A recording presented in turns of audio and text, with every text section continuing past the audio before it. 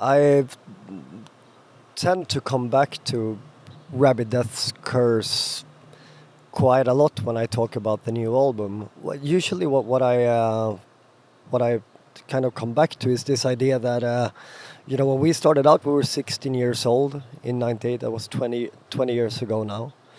There's always been an idea of kind of prolonging that state of like juvenile hostility and like the exploration of violent empowerment of sorts. And I think that Rabid Death's Curse is maybe it's a very fine example of that kind of energy in a very pure juvenile form, and it's very interesting to take those things into account once again and kind of put them in focus when you're 20 years into what you're doing.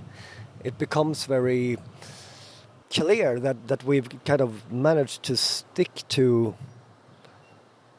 certain very important elements that were there already from the beginning, and it's kind of it's just natural looking back at that album now with this new one. But at the same time, it's like it was 20 years ago and everything is different and a lot of things are the same.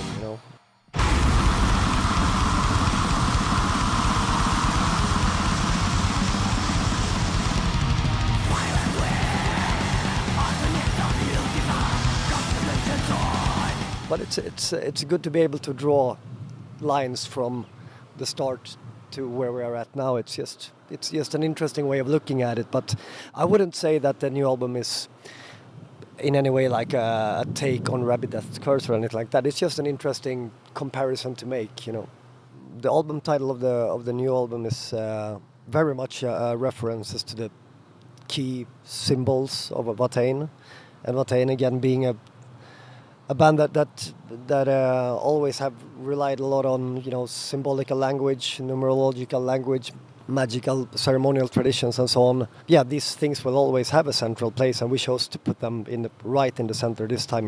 Those three symbols that I could probably speak for hours about. But and not only are those symbols a good representation of Watain, but the reason why they actually also ended up being the album title is because they, on their own, they also summarize the general idea of the whole album itself. It's also very connected to here and now and with what we have been doing with this album. Those three words, yeah. You know what? I mean, you can always discuss these things and look at them from different angles and so on, like what makes an album and what's the actual intent behind it. But those ideas, they are very abstract ones while you're in the process of making the album. I think we try to think as little as possible when we make new music.